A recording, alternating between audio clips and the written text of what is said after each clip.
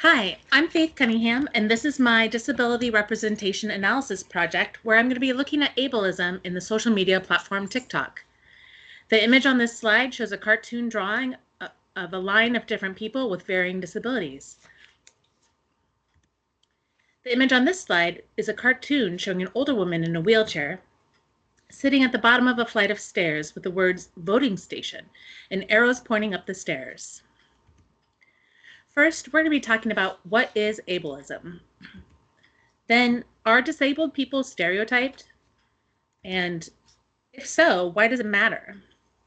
Then, the second half of this presentation will be my analysis of TikTok in reference to ableism. The image on the slide shows the word ableism spelled out phonetically, and the word ableism is a noun. Ableism is ideas, practices, and institutions and social policies that presume able-bodiedness, and by doing so, marginalize individuals with disabilities. Simply, it is prejudice and discrimination towards individuals because they are classified as disabled, regardless of their impairments, whether they are physical or mental, visible or invisible. There's also institutionalized ableism, which refers to laws or policies that are enacted that have ramifications on individuals with disabilities. Institutional ableism would be things like not having sign language interpreter at a civic meeting because there's no policy requiring one, or failing to incorporate accessibility options into a building design, or hiring policies that negatively target individuals who need accommodations. Internalized ableism is negative feelings that a disabled person has about themselves that allow them to apply ableist concepts towards themselves. They may struggle with their self-worth, hate their body because it doesn't look quote-unquote normal, or believe that their life isn't as valuable to society as someone else's. Due to their feelings about themselves, they may not choose to attend college because they believe that college isn't for someone like them, or not to go out with friends to a concert because their wheelchair is just too much of a hassle, or they may isolate themselves because they feel like their speech is too hard for others to understand. The image on this slide shows the word ableism in bold red letters with smaller words like bias, stereotypes, disabilities, prejudice, stigma, arranged around the outside of the word in smaller gray font. The question is, what does ableism look like?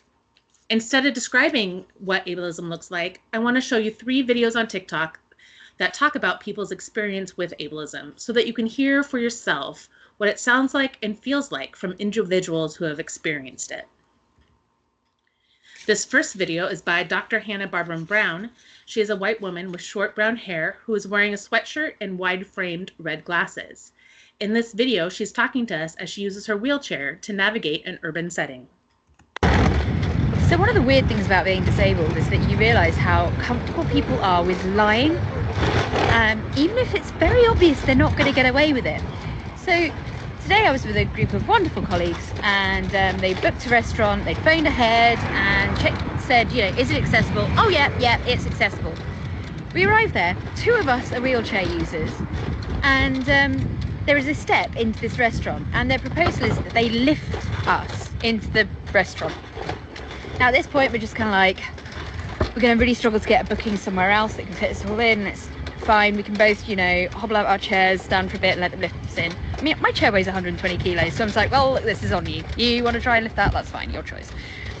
So we get into the restaurant, and then it transpires that not only is it up a step, but the one toilet is down a spiral staircase. And so their proposal was to just not let us pee for 2 hours. And when I went to point this out to one of the waiters and asked if there was a disabled toilet, he refused to speak to me and just walked away. Looked at me, went, huh, and walked away. And then they've lost out on the business because, shockingly, most of us ended up leaving. We were just kind of like, well, we can't stay here because we can't pee for the next 2 hours, and it's a restaurant and I want wine.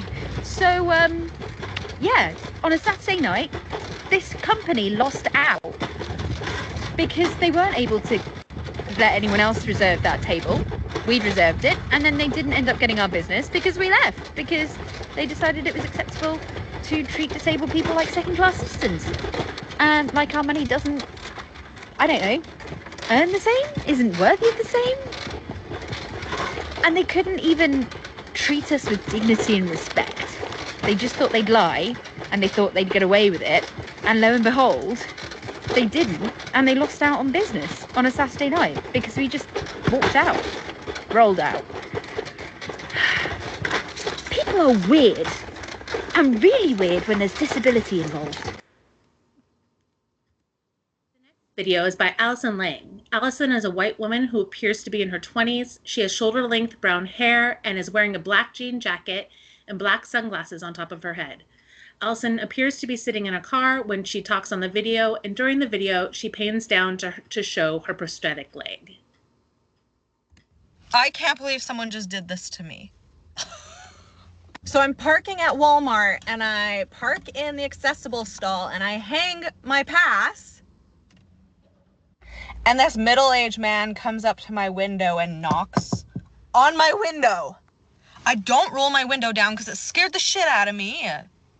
And through the glass, he's telling me, "Miss, you can't park there. You can't use your grandma's pass and park in handicap." So I fling my door open and I show him this. "Excuse me, sir, I have one leg." And then he's like, "Oh my God, I'm so sorry. I didn't know." He tells me, "You look too young to be disabled." First of all, sir, not every disability is visible. There's invisible disabilities, so don't judge. This third video is by Emily Lays. Emily is a white woman in her 20s or 30s with her brown hair pulled back into pigtails. She's wearing glasses and a mostly white Winnie the Pooh sweatshirt. She's speaking to us from what appears to be a home office. People really don't like autistic people on the internet. My God. I have been more vocal lately about my autistic experience as someone who was diagnosed recently. And the amount of just pure hate that is coming my way in these comments is blowing my mind. From people in all different angles. First, we have the autism moms, so parents of kids with autism. Typically, the kids have higher support needs. You'd think that they'd be the most supportive, right? Seeing autistic adults in the world. They are the most hateful of all of them because they scream at me in all caps, telling me that I'm not autistic, that I'm offending them for sharing about my experience because it's invalidating their kid. They're telling me that I'm just doing this for clout, whatever that means, and they're nasty. And if you're a parent of an autistic kid and you are not this way, I'm so grateful for you. There should be more of you out there. We also have the people who firmly believe that autism is a conspiracy theory or some trend that people are using to go viral, that are just convinced that they know what the inside of my brain feels like. And because I am sitting here and talking to them, there's no way that I possibly could be autistic. So they're trying to debunk my mental health. And then there's the group of people who are like, "Oh my God, everybody does these things. Everybody has these struggles. You're not special. You're trying to be special." And when people say that to me, when people say like, "Oh, everyone does this," or "I do this, so it's normal," that's an indication to me that someone might be undiagnosed, or they're hearing my language of explaining my life and recognizing that these are human traits, but as an autistic person, I experience them at a much higher volume and they don't understand that. So if I say I'm overstimulated, they don't understand that for me, that could lead to a meltdown or shutdown. They just hear the word overstimulated and they think, "Oh, I get overwhelmed sometimes, so you're not autistic," because everyone feels this way. And I'm just so tired of people being rude and mean and hurtful. I'm tired of it. I feel like I put so much energy into this platform that isn't even about my autism. My platform is to help people learn how to like their lives and support their mental health. I'm a brain training specialist and a hypnosis practitioner. That's what most of my content is about. And when I share stuff about my own life, when I share things about being autistic, my actual followers who are there to consume the tools and resources that I give to them just pour hate right back into my comments. And I'm so tired of it. And I don't really know what the point of this whole video is. I'm exhausted. And I'm angry, And I want to be able to go onto my social media and not see horrible, horrible things written to me as I'm putting in all this work to help everybody else. I don't know. Thanks for listening. If you got to the end of this, if you're here, I love you. Please flood my comments with something more positive. Maybe put in the comments something that went well for you today. Let's do that. I would love that. The image on this slide shows dice with letters on them spelling out ableism, and various letters scattered around the outside of the image. Who does ableism affect? It affects people with disabilities and everyone else in the world. The image on this slide shows dice with letters on them again. There's a hand flipping half the first two dice, which varies the word spelled from inclusion to exclusion. Like racism and sexism, ableism affects everyone, and I'm going to outline how ableism affects everyone universally a little later in this presentation. This slide is going to focus on a few of the effects of ableism on disabled individuals. Mental health. Ableism can lead to depression, anxiety, low self-esteem, and chronic stress. People with disabilities may also experience loneliness and isolation and worry about future instances of ableism. Physical safety. Ableism can threaten physical safety of people with disabilities. Disabled people are 1.5 times more likely to be the victim of a violent crime and twice as likely to be raped or sexually assaulted. Those statistics come from Nario Redman, page 64.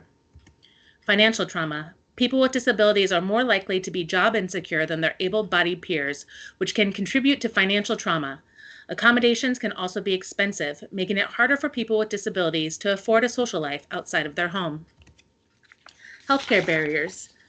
Ableism can lead to barriers in healthcare, including medical professionals ignoring patients' experiences, incorrectly blaming symptoms on a disability, or withdrawing support. Ableism can also impact laws and freedoms for disabled individuals, can also impact laws and freedoms for disabled individuals.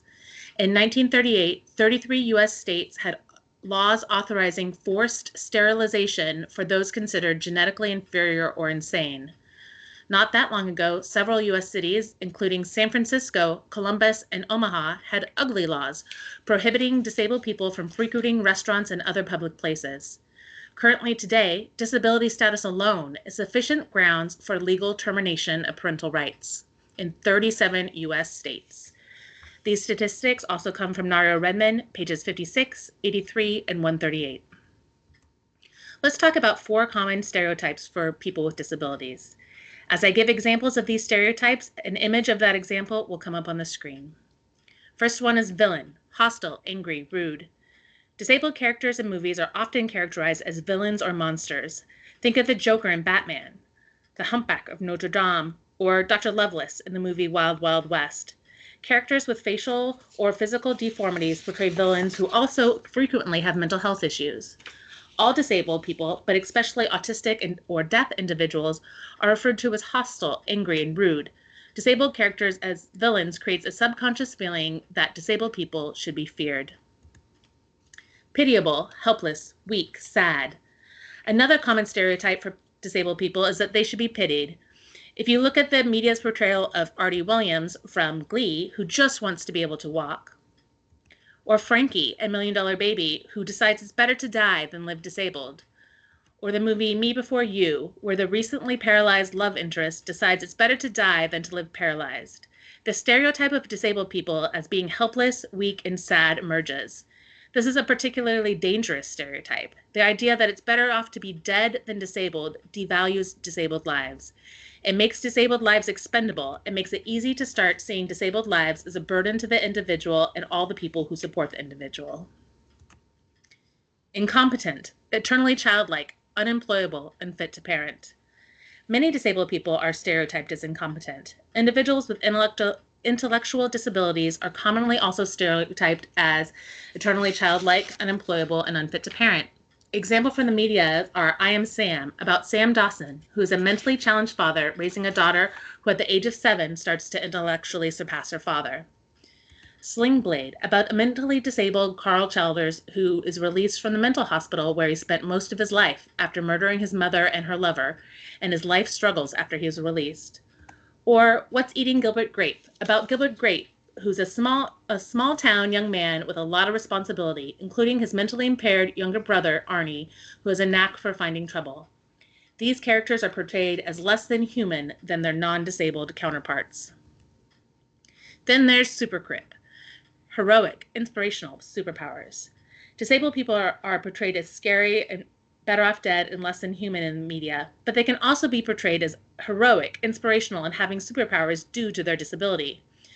For example, in the movie Daredevil, the main character is a man blinded by toxic waste, which also enhances his remaining senses. He fights crime as an acrobatic martial arts superhero. Forrest Gump is an Alabama man with an IQ of 75 who somehow ends up in all of the most important moments in history between the 1950s and 1970s and makes tremendous accomplishments throughout his life. Or X-Men, where disabled characters are referred to as mutants and considered evolved, super-powered humans. These stereotypes may seem empowering and positive, however, they create the impression that disability is something to be overcome. It establishes the underlying view that disabilities don't need accommodation because with enough hard work, you can overcome anything holding you back. Stereotypes feed ableism. The negative stereotypes in our culture can consciously or unconsciously inform our view of disabled people and how we feel about their value and their rights. Going back to the slide about who is impacted by ableism, it isn't just people with disabilities, it's everyone. Ableism often segregates the disabled community from the rest of the community by creating barriers to social integration. Everyone loses when this happens. Friendships aren't made, ideas aren't shared, opinions and thoughts of disabled individuals aren't heard. Ableism affects the workplace because valuable employees aren't able to work without accommodations. Inventions aren't created without focusing on accessible access. Designer Elise Roy, a deaf woman, said that when you design for disability, everyone benefits. For example, text messaging was originally a program to benefit the deaf, but since then has been adopted worldwide. That quote was found in Nario Redmond, page 164. Ableism affects politics due to inaccessible voting laws and due to those disabled voices that are never heard and those negative stereotypes that invalidate their voices. This video is by Mayan Zaviv. She's a white woman who appears to be in her 30s. She has shoulder-length dark brown hair and is wearing a brown turtleneck shirt. Companies that fail disabled customers fail all customers. And let me tell you why. So I often hear the argument where companies say, well, we don't have accessible services or experiences because we don't have disabled customers. It's probably obvious, but I'll just spell it out anyway. You don't have disabled customers because you don't have accessible experiences or services. If you invested in the accessibility of your company, we would show up. But another argument I hear all the time is that it's just not worth it for business owners to invest in accessibility because they don't think that they're going to see a return. But disabled people make up over 20% of the population. 1 in 5 individuals has some form of disability, and more often than not, we're looking for accessibility in our purchases. For example, people with disabilities spend $58 billion just on travel every year. Bottom line, we are customers and we do have spending power. So companies that fail to acknowledge our needs or even respond to our requests are doing themselves a major disservice.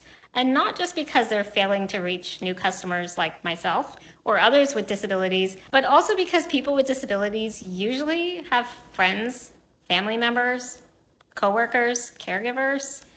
Roughly 7 circles of care are surrounding us at any given point, and we impact their decisions as well. So when I go on a trip, I'm taking my family or I'm taking my coworkers, and we are all spending money on accessible things or places to stay, products, services, experiences, etc. And eventually word gets out. If a company is not accessible and not even authentically trying to make an effort to respond to feedback or become accessible, that's really damaging on a brand. What can be done to reduce or eliminate ableism and stereotypes? We can educate ourselves and others on what ableism is. When we know what it is, we can start questioning it, and we can have valuable conversations regarding ableism and stereotypes. Read books by disabled writers or that tell the stories of disabled people, like The Power of Disability by Elle Admansky or The Reason I Jump by Nikoi Hashigita. Recognize ableism and disability stereotypes and have conversations with others regarding them. Having respectful conversations with others about ableism and stereotypes helps us change our subconscious thoughts as well as our conscious thoughts. It also helps bring awareness to others and helps educate other people. Speak up for and encourage access for all people. The simple truth is that increasing accessibility benefits everyone. Support disability advocates by liking their social media, listening to their podcasts, reading their books, or attending rallies. The image on this slide shows a cartoon with a group of children waiting to get into school while a man shovels snow from the stairs leading to the school. A child in a wheelchair says, "Could you please shovel the ramp?" The man shoveling the snow replies, "All of these other kids are waiting to use the stairs. When I get through shoveling them off, I'll clear a ramp for you." Then the child in the wheelchair replies, "But if you shovel the ramp, we all could get in." Who's responsible for reducing or eliminating ableism and disability stereotypes? Society is. We all are. It's society that disables certain people who are excluded from participating as equals due to environmental, political, or attitudinal barriers. Naira Redmond, page 96. We as a society must work towards increasing accessibility and changing attitudes towards disabled individuals. The image on this slide shows TikTok logo with a heart and a talk bubble next to it. We will now transition to my analysis of the social media platform TikTok. Is there ableism on TikTok? The image on the slide shows the TikTok logo on a phone with hands holding the phone. Before we get to ableism, first, what is TikTok? TikTok is a social media platform that allows users to create, watch, and share short videos. Users can express themselves through various content, including comedy, dancing, lip syncing, singing, and educational content. Videos can be set to music and sound effects, and users can also add filters and speed adjustments and live streaming. The platform also offers tools and effects for editing and enhancing videos, and users can participate in challenges that use trending hashtags. TikTok is known for its personalized feeds of short videos and high levels of engagement. The photo on this slide shows 5 different phone screens with various TikTok videos displayed, including a person in an avocado costume dancing, a blurred friend screen, a mostly blurred screen with the words "post to view," a woman taking a selfie, and an adorable dog. So, why analyze TikTok for ableism instead of other social media platforms? TikTok's slogan is "Trends start here," and they do. These trends can spread to other platforms and popular culture. TikTok videos are shared on other platforms like Facebook and Instagram, and TikTok has also been criticized for its content and advertising practices. So if I'm looking for ableism, I thought this would be a wide-reaching and likely place to look. I'm a casual user of TikTok, and before starting my research, I had a mostly positive experience with TikTok. I've engaged with many disability advocates who share their lives and educate their audiences on ableism. The ableism that I have seen before researching was ableist comments left on disabled creators' videos. However, I expect to find more due to the simple fact that ableism is everywhere. The image on this slide shows the TikTok logo in a talk bubble. What can you expect from my analysis? I'll show you evidence of what I found when I researched ableism on TikTok. I'm going to interpret the data that I found, and I'm going to share my recommendations for disabled and non-disabled users of TikTok. I'll start with what I've seen for myself before I started researching this project: hate speech in comment sections of videos. A journal article in the International Journal of Language Studies by Annalisa Raffione entitled "Her Leg Didn't Fully Load In, a digitally mediated social semantic critical discourse analysis of disability hate speech on TikTok" analyzed the comments of TikTok user Lil Finn Brooklyn. Here's one of Lil Finn Brooklyn's videos. In this video is a white teenage woman with her brown hair in braids, and she's wearing glasses. She appears to be making this video in her bedroom. Oh, hey there. So, I've seen a couple of new people start following me. Thank you. I appreciate it. No, seriously, I appreciate it. But I'm sure that you don't know why I have a backwards foot, because that's a little weird. I know. Believe me, I live with it. Now, basically what happened is this big freaking shark came out of nowhere. I mean, seriously, he just like full on was like, ah! I'm just kidding. I'm totally kidding. It didn't happen like that. But it's a cool story to tell. Now, getting into the real legit part of it, basically I was born without a hip joint. Nice. And I was born with a shortened femur, which is your thigh bone, because I don't know what it was either. And imagine your knee down, turn it backwards, bring it up. So my knee is my hip, and my ankle forms as my knee. So, like, I can pretty much do everything. I can stand on it. I can walk on it. I know everybody loves my little crab walk that I do.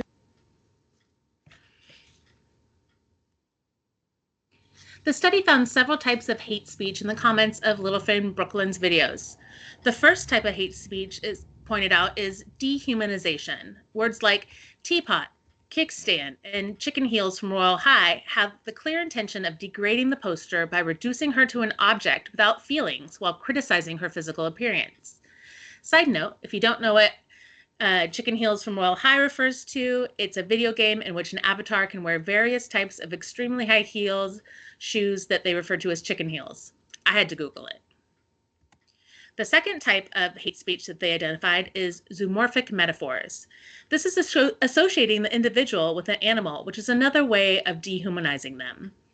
We saw T-Rex, flamingo, and again, chicken heels. The third type of hate speech identified is the non-apologies or negative apologies. These comments are constructed as apologies but do not support the poster's intentions. They are publicly perceived as insincere. I'm sorry, but this is so funny. I'm sorry for laughing. Joke, she had the real core blocks. Sorry if I offended. Just in case you don't know, core blocks refers to a collection of items in the game of Roblox where you can customize your avatar to have one leg. The fourth type of hate speech is sexist hate speech. Researchers found was a daily phenomenon for Little Finn, Brooklyn. Comments such as, "You're every guy's type," and "I actually got the perfect guy for you. I see him on here all the time," or "She's already on her knee for you."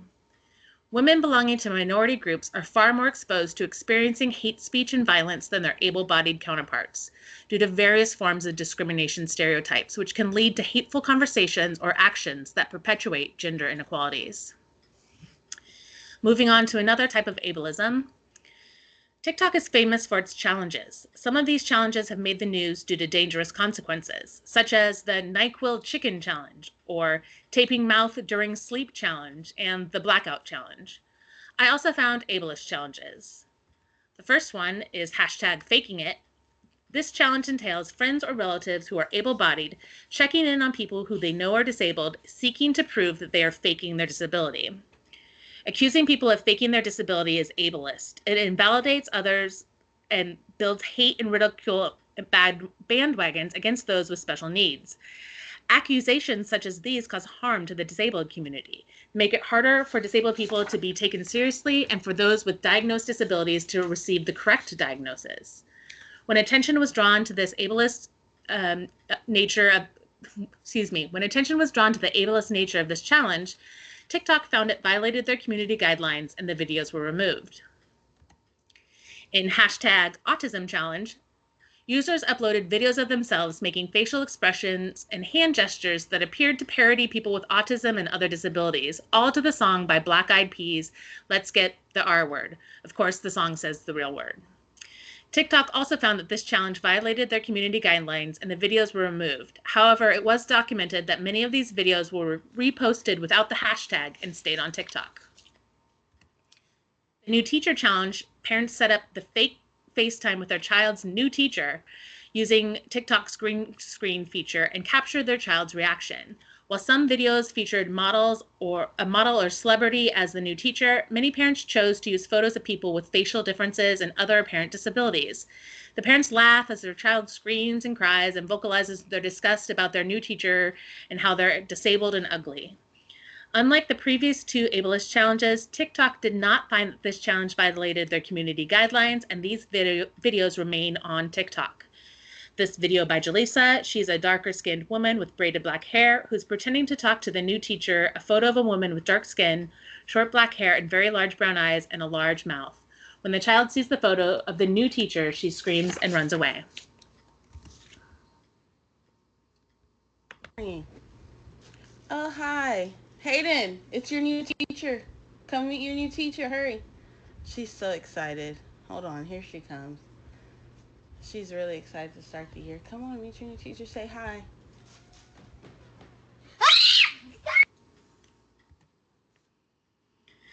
The third type of ableism I found on TikTok was related to their control of content on their site. Social media platforms are responsible for removing inappropriate content, such as hate speech, violence, harassment, etc., and civilly maintaining user engagement. Content moderation is defined as the practice of screening user-generated content. Like most platforms, TikTok has implemented a complex content moderation system driven by algorithms. While this automated moderation helps manage content at scale, it often fails to interpret nuanced interactions accurately. A journal article from 2024 from CHI 24 Proceedings of the CHI Conference on Human Factors and Computing Systems entitled, "I Got Flagged for Supposed Bullying Even Though It Was in My Response to Somebody Harassing Me About My Disability," a study of blind TikTokers' content moderation experiences. This journal article studied 20 blind TikTok content creator moderation experiences. They found that blind TikTokers were more susceptible to triggering the moderation system compared to sighted individuals. Technically induced moderation is the occurrence of false positives arising because the platform did not adequately consider the lifestyles of blind people. One person in the study commented, I know I have some violations on that account because of me being visually impaired. I'm," meaning her face, "often at the top of the screen, and I used to wear strapless dress, so I would get flagged for minor safety because they think I'm an underage naked person." Blind TikTokers were moderated due to the platform's oppression of marginalized populations, which is referred to as shadow banning. When I try to do a dance or something, that's when I'm more shadow banned of them. But I notice when I just use my voice, I get tons of views. So I'm like, should I just talk more instead of putting parentheses my face? And I feel like, okay, it doesn't want to show people because I'm blind. An article in the Slate reported in 2019 that TikTok admitted to a set of policies that had suppressed the reach of content created by users assumed to be vulnerable to cyberbullying. Examples of user susceptible to bullying or harassment: the policy listed people with facial disfigurement, autism, Down syndrome, and disabled people, or people with some facial problems such as a birthmark or a slight squint, etc. So what is shadow banning? We're going to take, excuse me, we're going to go just a short distance down a large rabbit hole so I can explain shadow banning. In another journal article from 2024, this one published in the Proceedings of the ACM on Human-Computer Interaction, entitled, "What Are You Doing, TikTok? How Marginalized Social Media Users Perceive, Theorize, and Prove Shadow Banning." Shadow banning is a reduction as a form of content moderation, in which, rather than removing content outright, a platform instead demotes it, often using algorithmic means to determine which content to reduce. Reduction is a quiet strategy for platforms and is substantially less risky for them politically than having to remove the content. Yet people do not trust platforms to do the reduction work fairly and thoughtfully, primarily because users do not have sufficient transparency into who makes these decisions and how. Content reduction highlights highlights the content's tremendous power to choose what the public sees, how often, and in what way. This is often, the way that it's reduced is often inequitable for marginalized communities. It's also worth noting that TikTok is not the only social media platform that utilizes shadow banning. It's a common practice in every major social media platform. In this video by Super KJ, she is a Black woman who appears to be in her 20s with long black hair. She has an eyebrow piercing and is wearing a white shirt and using an oxygen tube. Hi, you guys. My name is Super KJ and I am a disabled beauty enthusiast. Would you like to help me on my mission with getting unshadow banned? Because I am very shadow banned. Word on these TikTok streets is that TikTok doesn't like to see disabled people on the For You page. And that is insane. So I am being shadow banned because I am disabled? I don't think that's right at all. But you can help me change that by following me, sharing my videos, and liking my videos. So I can help all disabled people love and embrace their beauty. Because we are all beautiful.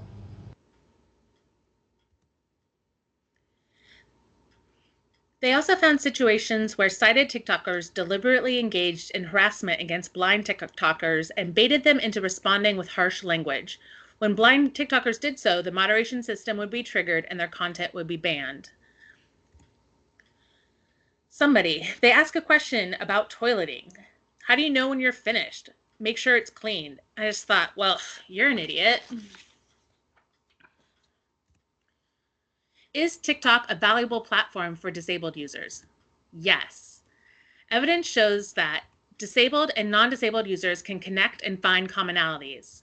Disabled users can connect with other people with similar disabilities.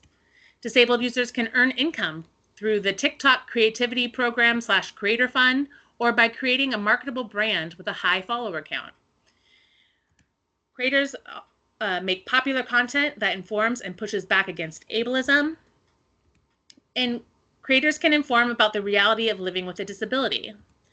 In this video by Candice McCormick, she tells us about her morning routine. Candice is a white woman with short brown hair. It's me, Candice. I'm going to show you a glimpse into my morning routine. So every morning I have a caregiver that comes and helps get me up and ready for the day. Here you see her using my Hoyer lift to lift and transport me into the bathroom. From there, I actually hopped into the shower and got dressed, but we can't show that because it gets a little X-rated. So here she transfers me into my wheelchair, gets me all situated, and then helps me put on socks, shoes, or in this case, sandals for the day. Next, it's on to hair styling. She helps me with every aspect of doing my hair, blow drying, dry shampoo, giving it a good brush through, and then it's on to styling. She helps me whether I want to straighten it, curl it, whatever the look for the day might be. She takes care of all these tasks because actually doing my hair is one of my most exhausting tasks of the day, and I'm just no longer able to do it anymore. Then it's on to make my first cup of coffee for the day. So again, here she does all of this for me, grabs my cup, brews the coffee, adds in my collagen powder, my favorite coffee creamer, gives it all a great mix. Obviously, we have a chat and solve all the world's problems. And then from there, she transports it for me to my table where I carry on with my day. TikTok is also a valuable platform for disabled users because it allows advocates for change to share their voices and opinions and gain supporters. In this video, you'll see a young white woman with dark brown hair, shoulder length, parted in the middle, and wearing a white t-shirt. I'm starting an organisation for young people with chronic illnesses. My name's Katie, I'm 19 years old and I have multiple chronic health issues. I've been planning to start an organisation made by and for other young people with chronic illnesses to help raise awareness, provide support and give people the space to share their stories and ultimately try and break the stigma around young people having health issues. I think it's so important to hear what other people would find helpful. I have a lot of my own ideas, but if you do have any ideas of what kind of support you'd find beneficial or things that you'd like to see, please leave them in the comments or send me a message. I've had a lot of ideas from people already, but the more the better. Obviously this is a big task and I would really need a lot of support with this, so if anyone was interested in volunteering or helping with this, I'd be incredibly grateful, even if that's sharing your stories or being a part of raising awareness. It would be really helpful. Also, last thing, I really need help with name ideas. I've got a couple and I do quite like them, but if anyone else has any good ideas, that would be very much appreciated because I'm not very creative. But I really want this to be something that can provide a lot of support to people with such a massive range of chronic health issues. I really appreciate any suggestions that people have. Is also valuable because the videos allow for enormous diversity in approach between style, subject, and tone, reflecting the diversity of the disabled community. Continuing to my interpretation of the evidence collected. First, I found that the dehumanization in hate speech comments and likening of disabled individuals to objects or animals, this was common tactic during the eugenics movement when individuals were considered less than human and therefore inferior. Laws regarding forced sterilization or euthanasia were permitted for those deemed less than human. Mass killings were carried out of disabled people because they were seen as a burden to the healthy population. The eugenics movement is a dangerous way to justify stripping even the most basic rights away from disabled individuals. In ableist challenges, we saw the evidence of existential fears of becoming disabled in the challenge Faking It. The Faking It challenge was an effort to prove that disabled people that you know really aren't disabled. This challenge is an effort to minimize disability as something that doesn't really exist. Why do people want to believe that disability doesn't really exist? Because the fact that anyone can become permanently disabled at any time is a very intimidating and maybe even terrifying idea for most people. The fear of becoming disabled can unconsciously lead to denying disability exists and therefore rejecting the needs for accessibility options and the protection of rights for disabled people. In the autism challenge, we saw non-disabled people showing that they could look and act like disabled people. This was a minimization of the effects of autism for autistic individuals. This is called meritocracy, which means that anyone can get ahead in life based on their merits. Therefore, success comes from individuals' talents and abilities, not by accommodations or special treatment. By mocking autistic individual, it implies that they are faking disability because they are not talented enough to succeed in life without special help. In the TikTok challenge, New Teacher Challenge, we see disease avoidance as primary determinant for disability prejudice. This prejudice is driven by the unconscious fears of contagion. In these situations, people are more likely to demonstrate avoidance reactions, avoidance behavior, and disgust reactions. This challenge, parents were either supposed to pick photos of extremely beautiful people or photos of the most disgusting and disturbing people they could find. The reason that disabled people were often used is because there is a prejudice created by our unconscious that fears catching the disease. In TikTok's control of content, we see that TikTok is alarmingly stereotyping all disabled people as eternally childlike and needing protections imposed on them instead of protecting them needing protections imposed on them to protect them from bullying, instead of seeing disabled content creators as adults capable of making their own decisions. My overall impression of my research on TikTok is that ableism runs much deeper than it seems. I wasn't expecting to find eugenics, disease avoidance motivations on the platform, but I did. It makes me realize that these forms of ableism are likely all around me all the time. And because I often don't take the time to look deeper, I don't notice them. There's no easy way to strip ableism out of our culture. It's going to take advocacy, awareness, and allyship. So how does this evidence impact disabled people? Well, we already talked about how ableism impacts disabled people's mental health, physical safety, financial trauma, and healthcare barriers, and the laws and freedoms. These specific types of ableism on TikTok also affect disabled individuals' ability to find community online. If disabled content is being banned or shadow banned, it's more difficult for disabled users to find each other and connect. It affects their revenue generated through TikTok. If a creator is generating revenue through TikTok, having a sudden shutdown of their account could be financially devastating to them. And it affects advocacy. If advocacy accounts are being banned or shadow banned, it makes it much harder for them to be effective in their advocacy. How does this evidence impact non-disabled people? Non-disabled people's friends and family members may be content creators who are dealing with the hate speech on the TikTok and other platforms. They can miss out on their favorite content creators' post if they're banned or shadow banned. And non-disabled people might become part of the disabled community at any point and may be subject to ableism and stereotypes.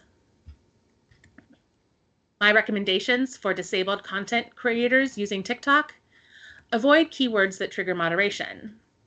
The recommendation of one blind TikToker is, I've really been noticing how much bullying has been going on, not just on this app, but on social media in general. And I wanted to say, if people kill themselves because of a comment, I just follow what other people said. Like, you can't say kill or murder. So I just say, if people unlive themselves. Have a backup account. I had a backup account made on my main account that, and I asked the people to follow it on with this one, with my username that isn't that different. So TikTok banned my account because I made a video where I was using my wheelchair, then I stood up. I know, it's controversial. The video's doing well, and a lot of people were like confused, but it didn't seem like there were a lot of people harassing me in the comments. Then all of a sudden I opened my account and see this, permanently banned. What? So I must have gotten mass reported by all those confused ableists. Here's what you can do. Go to my Insta, go to the link in bio in there, because I can't put a link in bio in this one because I only have like 100 followers. Go to the link, report to TikTok why disabled_Basil's account should not be banned. And if enough of us do this, it should be back. I forgot to include that in that video is a young white woman with blonde hair pulled up in a ponytail. She wears multiple necklaces and a blue and brown layered tank tops. My next recommendation for disabled content creators is keep advocating, don't give up. My recommendations for non-disabled content creators and users: be aware of any ableism in the content that you create. Keep learning about ableism and how to fight it, and follow and support disabled advocates' accounts.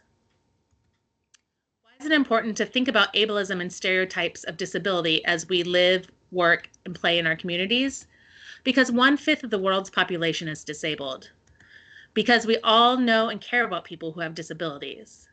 Because if we leave out disabled voices from everyday conversations, we all miss out. And because someone who is not disabled could become disabled at any time. References. The first one is the video by Dr. Barham Brown. The next one is the TikTok video that we just saw last. The third one down is the Slate article that TikTok admits to suppressing videos by disabled, queer, and fat creators. Then there is the journal article of What Are You Doing, TikTok? There is a book by Al Edmansky. Then on this page, the top one is a TikTok video by Jaleesa. The second one down is a TikTok video by Lang. The third one is a TikTok video by Lays. And the fourth one is a TikTok video by Mayanceviv. The top one on this page is a TikTok video by McCormick. Then there is the book Ableism by Nario Redman, which was my primary text. Then there was the journal article by Raffner, the TikTok video by Super KJ Slay, and the TikTok video by the Chronic Illness Hub, and my third journal article, I got flagged for supposed bullying. I hope you enjoyed this presentation.